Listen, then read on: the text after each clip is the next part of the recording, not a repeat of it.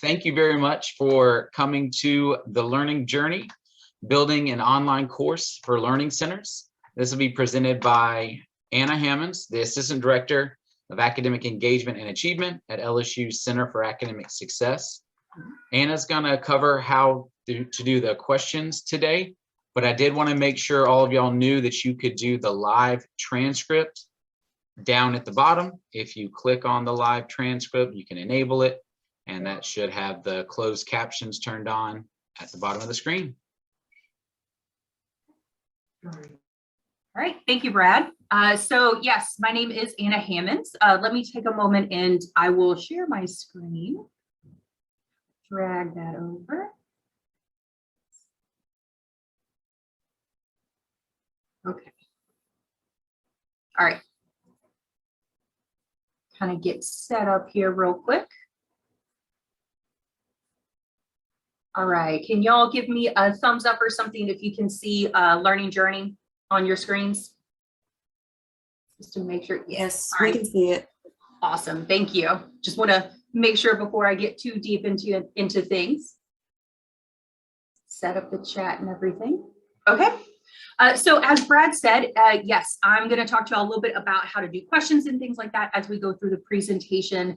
I love interaction. In fact, I'm going to ask you all some questions myself and ask for responses in the chat. I'm going to try to keep an eye on the chat. So you are welcome to drop your questions in the chat, or if you have something and you want to unmute yourself, especially at the end, I'm going to open things for questions. But even if you have, something within the presentation and you've got a quick question, I'm happy to answer that as well.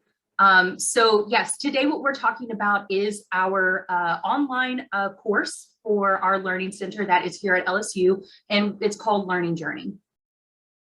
So as Brad pointed out, yes, my name is Anna Hammons. I'm an Assistant Director of Academic Engagement and Achievement at LSU's Learning Center, and my email address is right there, ahammons1@lsu.edu.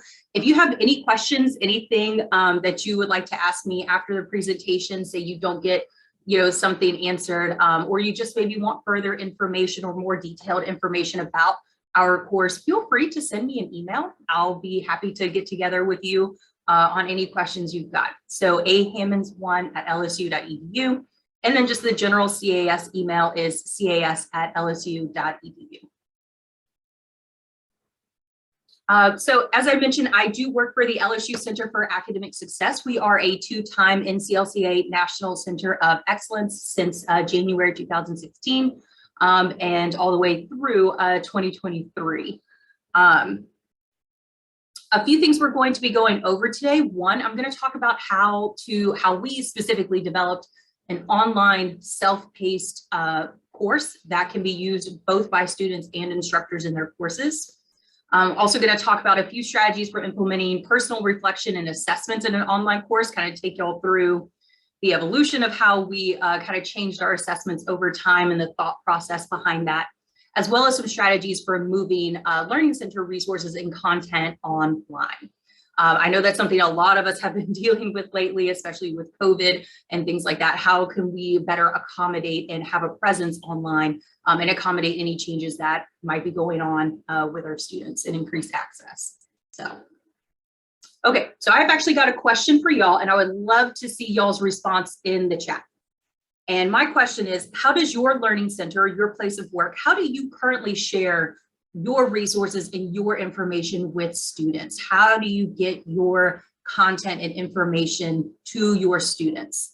Is it through, one-on-one meetings, maybe presentations and workshops? Just talk to me a little bit about how do your students receive learning resources and information at your campus?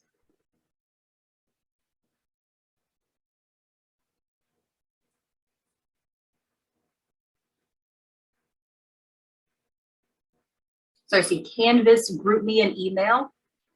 Yes, Canvas, email, face-to-face, and Zoom presentations, good.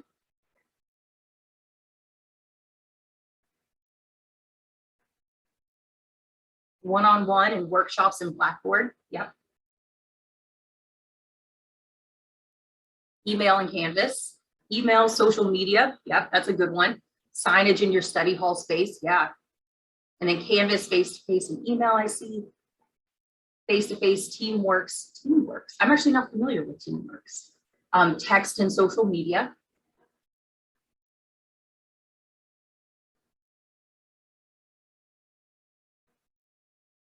Okay, so a lot of us have a variety of ways we try to get our resources out to our students, right? I can tell you for us here at LSU, yes, we would get our content and resources to them face-to-face. We had a lot of workshops and things like that, but something we really did was we had a lot of presentations where we would go out into, the classrooms here on campus. We would be invited by instructors, and we would give presentations to students about our services, about our resources, and then some of our content like time management strategies and learning strategies and things like that. And what we found was that was actually really difficult to keep up. It was a kind of a resource issue, right? There are a lot of classrooms here on campus, and we were so happy to be working with so much of the faculty. However, it just became really difficult to get and kind of accommodate all of these different requests. So what we ended up having to do was we had to kind of stop and think, okay, how can we encourage access to our content and still work with these instructors and everyone here on campus, but how can we do that in the most efficient way possible? And so what we thought would be kind of a part of the solution to that would be to create an online course in Moodle. So Moodle is the LMS that is used at LSU. A lot of y'all mentioned like Canvas and Blackboard, and you can do a lot of these similar things on those platforms as well. But for us, we at that time chose to create an online course because we felt like that would be a resource that would be useful for our students and our faculty here on campus. And so what did we do to kind of help develop it? One, LSU Online actually provides a professional development for faculty and staff here on campus to learn about course development, which I'm going to go over in a moment. And then we also all kind of did a book study on What the Best College Teachers Do by Ken Bain, which is a really good book if you want to take note of that title, if you are interested in kind of higher education and pedagogy and teaching on that level as well. So diving into the development, into how did we actually kind of piece this course together? What was that process like? And like I said, it started with that training, right? A lot of us signed up for this training with the LSU Online Digital and Community Continuing Education Group. And essentially they had this 12-week program that kind of brought us step by step through the process. And I will also say a lot of us here at LSU at the Learning Center, the Center for Academic Success, we also, a lot of us have an education background. I myself, before coming to LSU, I taught for 8 years. So the idea of creating a course was not unfamiliar to me.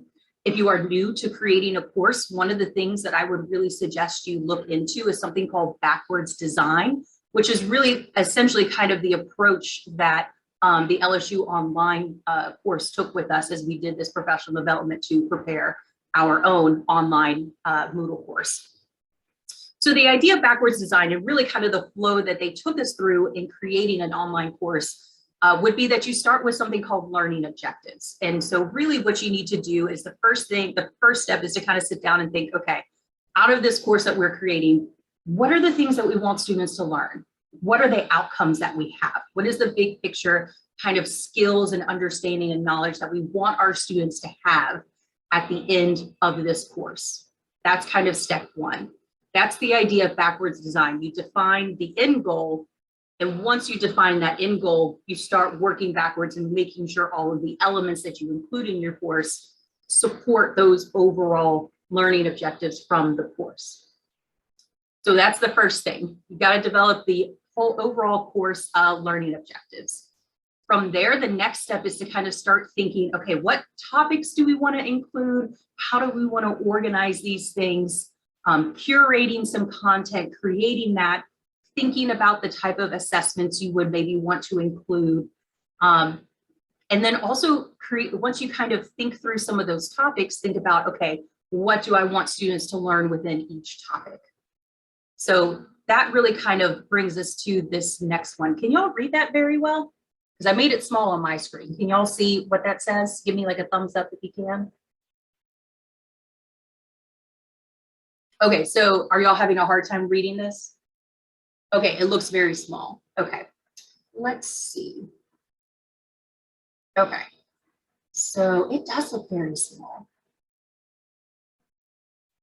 I'm gonna see if I can make that actually a little bit bigger for y'all, so y'all can actually see how we kind of went through some of the topics here, because it looked good on my screen, and then in the presentation mode, it does look pretty small.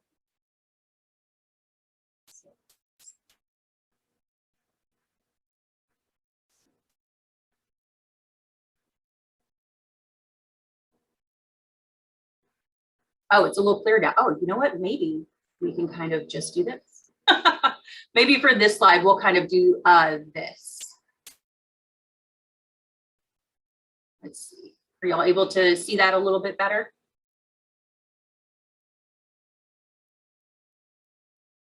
Yes. Okay. All right, good. So we'll do that for this page. Apologize for that. It, like I said, looked all good until you do presentation mode. Of course, now it looks tiny. So what we did, like I said, is to kind of just show y'all our process. And this is something we did on just Word documents, okay? So we defined the overall course learning outcomes. We said when you complete this course, basically when students complete this course, they will be able to identify and meet college academic expectations, explore and apply effective learning strategies, develop a time management plan, identify academic stress management strategies and tools, implement effective test-taking strategies, increase academic confidence and resilience, and identify campus resources. We really thought these were kind of some of the core things that we wanted students to get out of this course. And from there, we started thinking, okay, what are some of the content areas that we can explore in order to help students achieve these outcomes? And that's what we did over here. We started kind of working out, okay, we wanted to talk about transitioning from high school to college, because a lot of the students we meet with are freshmen. Not all of them, but a lot of them are. So we said, okay, we want to cover things like transitioning, from high school to college, metacognition, academic resilience, growth mindset, things like that. We know time management is a big one for our students as well. So we started thinking about the content for that content for time management, our study cycle, so learning strategies, how to approach their classes successfully, study strategies, and then how to take notes effectively. All of these different things, we were thinking through all of the content that we wanted our students to have, and we started organizing it into thematic units or modules, as they're called in Moodle. And so once we did that, then we started thinking within each module, what are going to be our learning objectives within each module? And again, this kind of goes towards backwards design, if I've mentioned that before, but also appropriate course alignment, okay? Because you want to make sure everything you're doing in your modules is going to help support the learning objectives that you created for your overall course. So once we kind of defined our topics, we started thinking, okay, within these topics, like what are the things we want our students to be able to know and understand? So like I said, our first one where we talk about transitioning, growth mindset, a lot of those types of things, metacognition, laying the ground for a lot of the work later in the course. We said, hey, we want them to be able to differentiate between high school and college learning expectations and experiences. We want them to be able to, categorize statements according to Bloom's taxonomy so they understand levels of critical thinking. We want them to, identify a fixed mindset statement and be able to change it into a growth mindset statement. We really defined what we wanted them to get out of that module. And when you're thinking of the learning objectives for your modules or for your units within your sections of your course, all of these objectives ultimately do support the course objectives that you created, the learning objectives for your entire course. So that's what when people talk about course alignment, that's what they're talking about. So that's a lot of the process. That's a lot of the groundwork that we did in creating and developing this course, was creating those learning outcomes, thinking of our topics and grouping them together, creating the learning outcomes per module based on how we put them together thematically. And then we started thinking about the structure, right? What's the content we wanted within them? What kind of media did we want to have? What kind of assessments did we want to put in there? options for how we can integrate other resources, things like that. But essentially, that's kind of the process of how we created and laid the groundwork for the creation of our Moodle course. So we can flip a little bit back. So this is actually an image of the course alignment map that was given to us by the LSU Online Professional Development as we were creating it. And what this does is a really nice layout of kind of the Word documents that I was showing y'all. So you can use a table like this in order to identify course outcomes, those objectives, create your module outcomes, activities, and materials as well. But you can also just sketch this out on, Word documents like we did.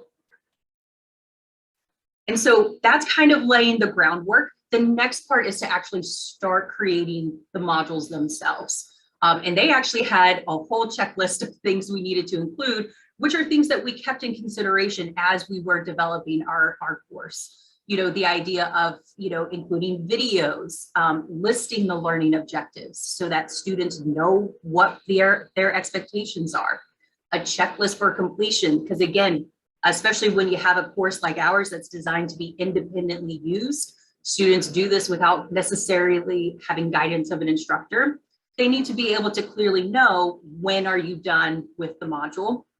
Moodle uses the term books, having resources with multimedia content, learning activities, little knowledge checks, and then quizzes, discussions, reflection opportunities built in. And so that's kind of a good way to kind of start moving through the process of developing an online course. Something else to keep in mind, I'm not going to dive too deeply into this because universal design is truly its own subject. Right? Has anyone done any training on universal design before? Can you just give me a little hands up or a yes in the chat? Okay, so I see Brad, you've done some training in universal design. I would definitely recommend that if you're working on creating a course or creating content that y'all are putting out on the web, if it's possible to get to attend training universal design. I was able to do that last summer. And based on that training, we have started doing some overhauls in our course material. A lot of consideration for universal design is making sure that you're clear on the why of learning, but also the what, and being able to present information and content in different ways so that all students are able to access it and have a similar experience. Trying to differentiate how students can exhibit their knowledge is something we're currently trying to work on, and we're going to try to make a focus on our revamp that is coming up this summer as well. So taking universal design into consideration, a good starting point is to use checkers. I mean that as a starting point.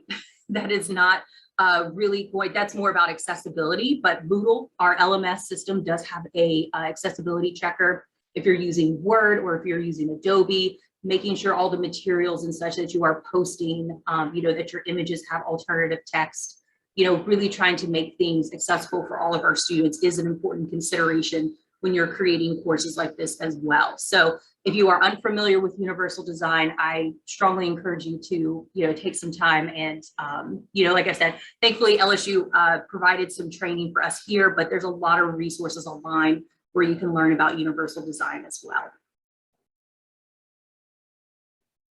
Okay, so that's kind of how we started. That's kind of the process on how we created a course. And if you've created a course before, a lot of this may feel really familiar, right?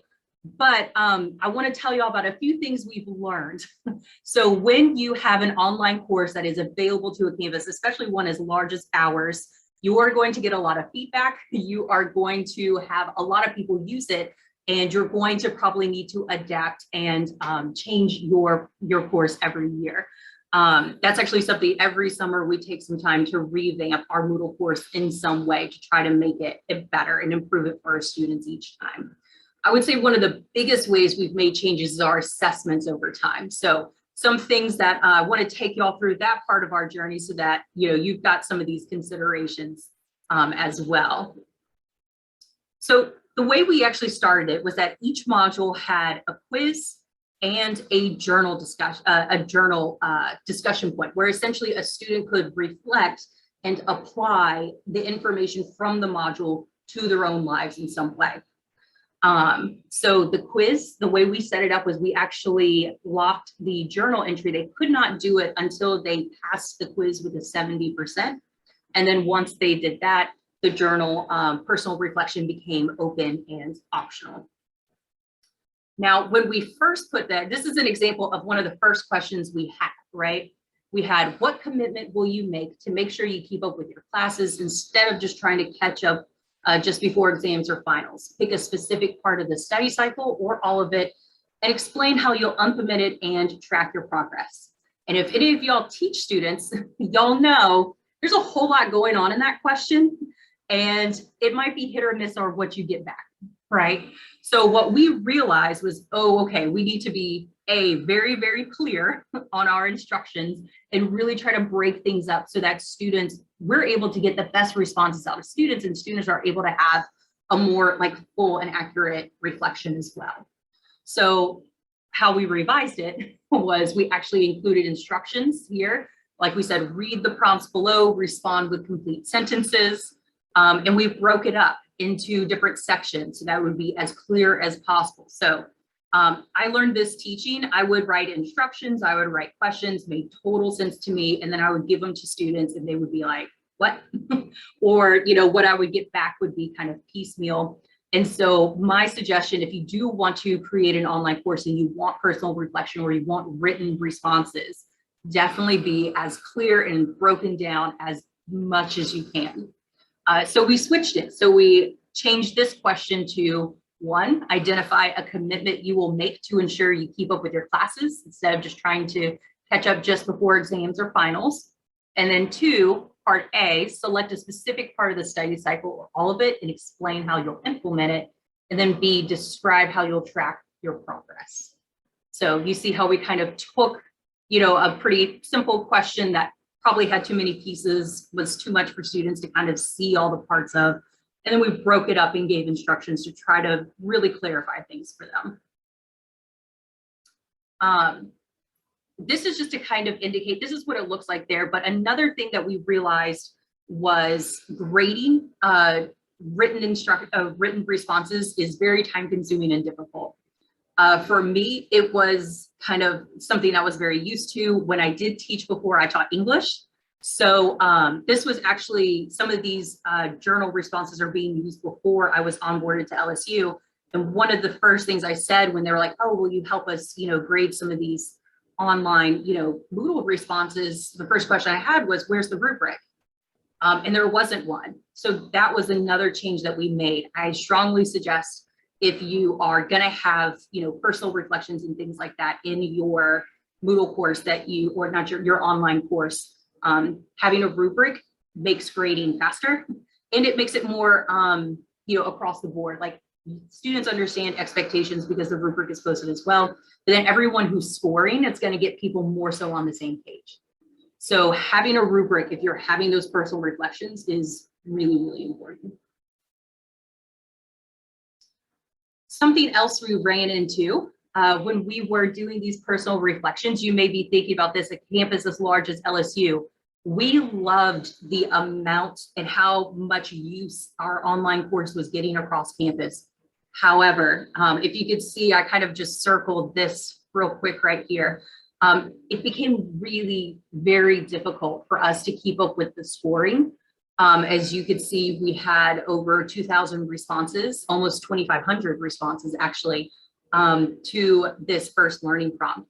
So what we realized pretty quickly when it started getting more and more use across campus was we probably had to actually get away from the required learning response, the required personal reflections, because there's actually only 4 of us on campus who were scoring them. And, you know, we're also coaching students and meeting with them one-on-one and doing other workshops and research and presentations. So keeping up with these personal reflections became very difficult as the popularity of the course grew. So what we did instead was we actually switched it. So we made the journals in each module optional. We made them not required. because we wanted to still give students that opportunity to reflect and write it out and really make it about their own lives. But we just couldn't logistically keep up with scoring all of these responses. So think about how, your course is going to be used, if it's going to be campus wide, really think about those personal reflections or any written responses that you may be getting and responsibilities towards that, because we definitely got overwhelmed. So a lesson from us there. And so what we decided to do when we shifted the focus away from the journal prompts was we actually decided, instead of having one quiz and one journal prompt, which is how we started, we actually decided to have 2 self-graded assessments. And we really try to bring as much variety and kind of real world scenarios as much as we possibly could to those quizzes. But we did create 2 self-grading or auto-grading opportunities, and then left the journal as an option for students to take part in if they wanted to. So, and we had a similar setup. In order for students to access the second quiz, they had to pass the first one with a 70%. So making sure that they can apply the information that's there in the actual module that they were being tested on. Okay, so next part, does anyone have any questions at this point? You can drop them in the chat at any time. If you have a question, please let me know. Next part I'm going to talk about is the actual content that is in our current modules.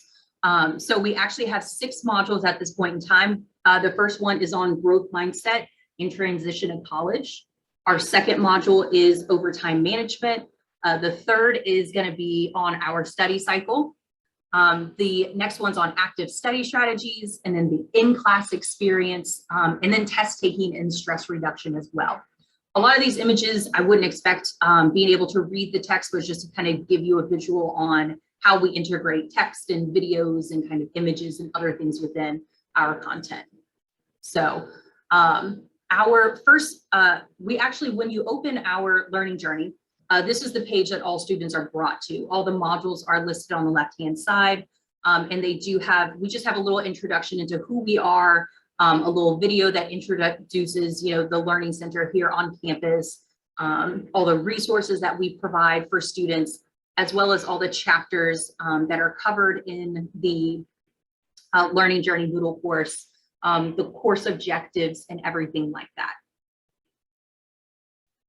So our first module, if you want to know what kind of content we are actually covering in this Learning Journey course with students, is our first one. We try to come up with little taglines like "Get ready to grow," which is about that transition, how to prepare for classes, how to be proactive, the syllabus, kind of introducing them to things that will be really different for them, in high school versus college, how to kind of organize themselves and plan, how to communicate well with instructors, thinking about thinking, right? Metacognition, being aware of the fact that, they're about to start being assessed on much higher levels of thinking than probably they were before. And then a bit about resilience and grit and growth mindset, recognizing when we have a fixed mindset and trying to really change that into a growth mindset.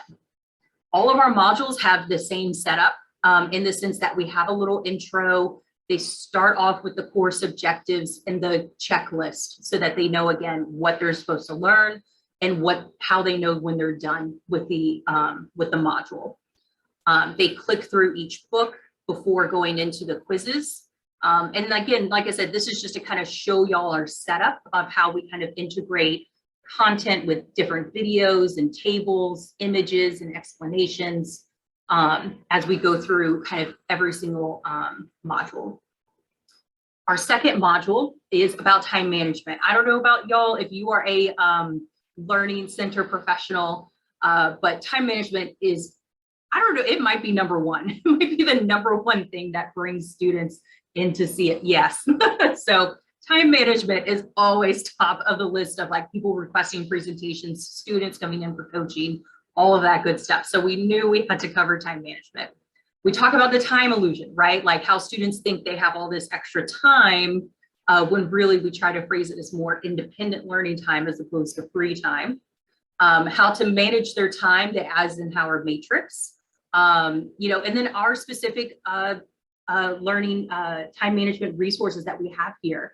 Like we have a class organizer where we have students kind of list out all of the assignments for the entire semester, a semester calendar that they have, again, they have all the dates so they can take all those assignments and put all of those assignments into a semester calendar, a weekly planner where they can build routines, kind of set up, okay, this is when I have my classes, this is when I want to study, this is when I want to go to the gym, when they kind of help them develop routines in their weekly schedule. And then a master to-do list to help them plan out their weeks and their semesters well in advance so that nothing is really sneaking up on them. And then we touch a little bit on procrastination. Yes, the Eisenhower matrix really does help them a lot, especially when they recognize like urgency and, the differences between something being important, but something being urgent and important, and kind of help them prioritize. Absolutely. Although the delegation one is hard. They're not, some things it's hard to delegate at that point, but yes. So again, kind of a very similar setup to show that, but how we again integrate things, like this is an example of the Eisenhower matrix that we have here. Our weekly planner that we provide. If you're interested in looking at our resources that we use with our students, pretty much all of them are posted on our website, which I'll show you at the end. I'll give you the link to that at the end of the presentation. We try to include tables along with our images and graphs. So the next one that our next module is the learning journey, not the learning journey, excuse me, the study cycle.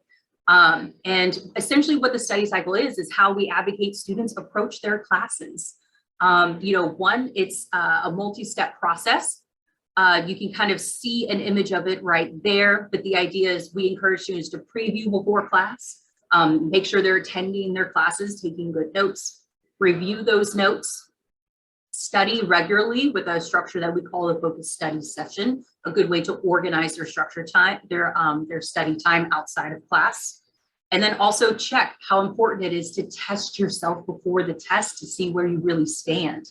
So that's what module 3 is for us, where we really hone in on the study cycle, how you can use the syllabus in your class to help them prepare and do like the preview part of the study cycle well.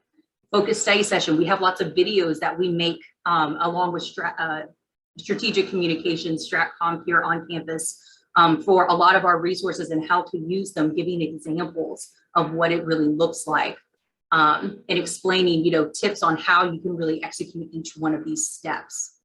So after the study cycle, we have module 4, which is enhancing their in-class experience. I don't know about y'all, but we got a lot of feedback from students after COVID, especially like when we were transitioning back into more in person. They were so intimidated about taking notes. I had a student make a coaching appointment and she said, I've gotten so used to pausing videos that I'm afraid I'm not going to keep up. Like I've forgotten how to take notes anymore. And they say like, I've just started taking pictures of slides because I'm not, I don't feel very confident in my note-taking ability. So that's when we actually added in this module of, how to take good notes, how to get the most out of your class time. So we had tips for remote versus in-person learning, how to take good notes, different strategies that students can try on that part, some specific strategies like Cornell, visual note-taking in problem-based courses, some suggestions on that front as opposed to maybe your more information and text-based courses. How to anticipate potential distractions and solutions to that. The myth of multitasking, how a lot of students, especially when they were on, going to virtual classes, they felt like they could multitask. So we try to have some information in there about how that's generally not a great idea. And then also how to combat and set yourself up for success against some physical distractions as well. So again, similar setup. All these modules have the objectives and then how to achieve these objectives, essentially the checklist. This one, we had lots of tips in this one. We included, so some of the videos that are included in our course are from us and LSU that were created on our campus and by our people. But some of the other videos that we include also come from other resources, such as, maybe YouTube and other things like that. So we have a variety of sources that we try to pull from in our modules. Now, when we did have a video, and if it was over 3 minutes long, we did try to do a breakdown summary of each one so that students could maybe jump to the sections that they were most interested in. And again, kind of trying to include tables and the like. So our fifth module, our second to last, was about using strategies wisely. So we talked about the in-class experience. Now we wanted to talk about that out-of-class experience with them. And so we talked about how to maximize their approach, transform their studying, essentially kind of look at what the strategies you're using now, evaluate, are they working for you, and then some other new options to try in case their current methods weren't working. Some active reading strategies, because I know a lot of students are not normally super enthusiastic about something like reading their textbook or anything like that, but we talk about how to do that effectively and how to get the most out of those sorts of activities. The idea of learning before practicing, we have graphic organizers and strategies developed for solving multi-step problems, be it in those problem-based class, concept mapping as well. And then we also, in conjunction with a lot of the faculty on campus, created some course-specific study cycles. So we got together with our biology instructors for science majors, and based on the resources available to them, we really kind of listed out how you could apply the study cycle in some of these specific courses.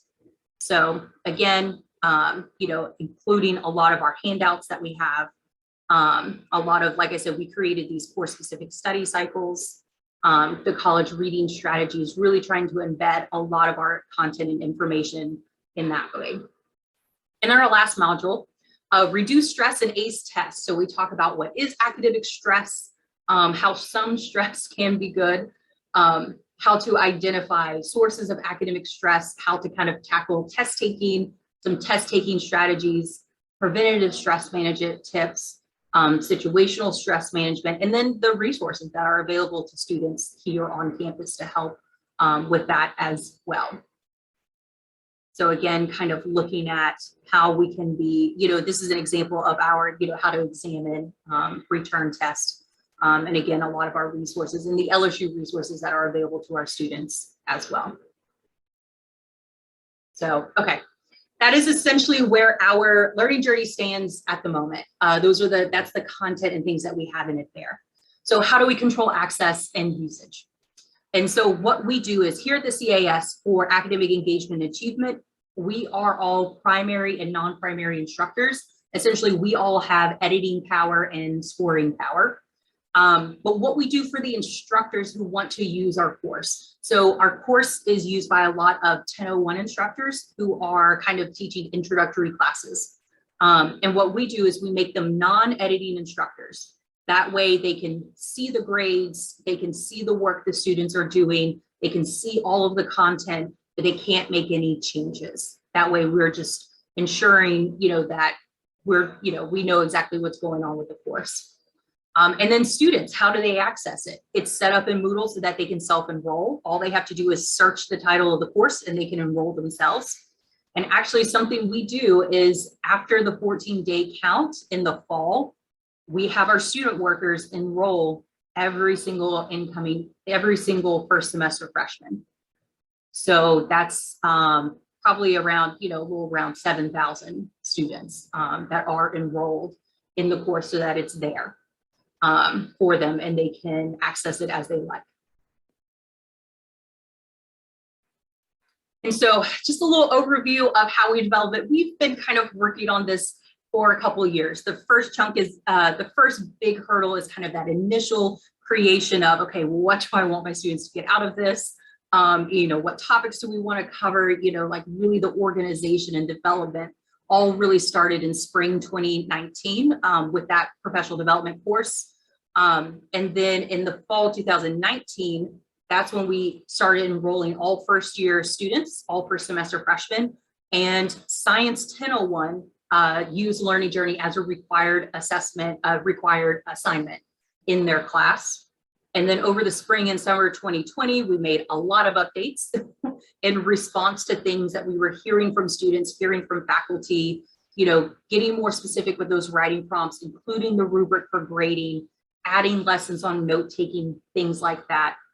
Fall 2020, Science 1001 again included it as an assignment in their course, and it was actually a required part of Welcome Week as well. They used the first module about transitioning to college and growth mindset and things like that for Welcome Week. So students really heavily participated in it that year.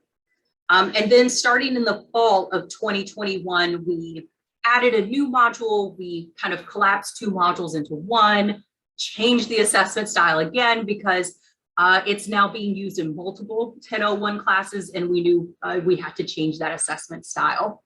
So that's kind of a good little overview of the progression of the course, just to kind of let you know if you create your course as well, because could be some of the considerations of usage and content and assessment that you will encounter as well.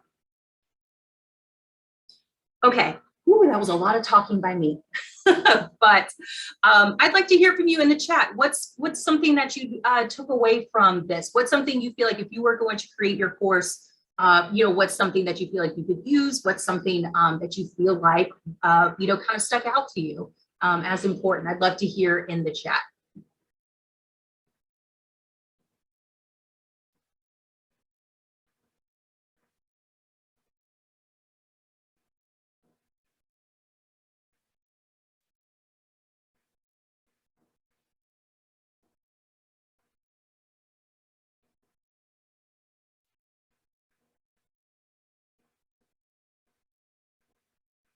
Could be about content, could be about assessments, actual creation of the course, usage on your campus. How would you maybe see this being used on your campus? We used it with our faculty.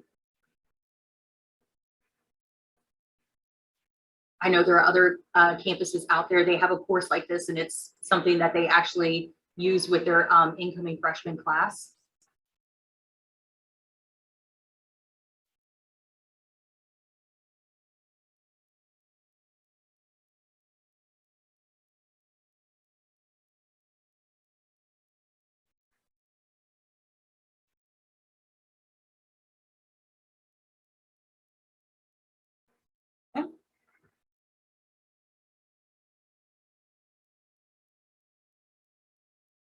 Well, if anyone has any questions, please feel free to send me an email at ahammons1@lsu.edu. Especially if you want to kind of take some time, look a little bit more at the course that we've created and chat about a few things, I'd be happy to do that with you. But thank you for everyone's time.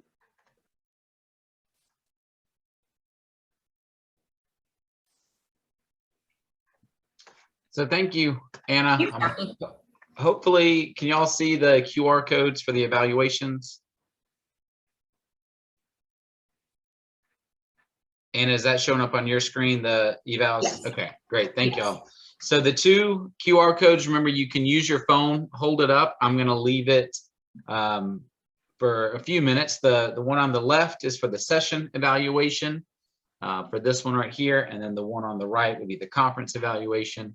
We'll have a few more opportunities for the conference one to go up, but please go ahead and scan that. Give Anna your feedback. We do have a few more minutes as well, so we'll hang around if y'all wanted to wait. Perhaps if you're too shy to ask any questions to the large group, I'll keep the room open and Anna will be here for the next few minutes. Yep. Thank y'all very much for hopping in. And yeah, Daphne, I will say our campus using it, it's been really every semester that we have it out, more and more instructors are using it. So we love seeing the engagement on campus for sure.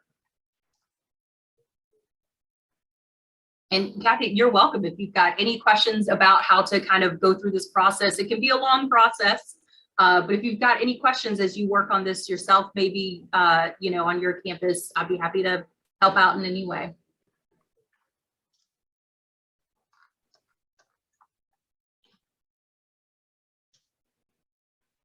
You're welcome.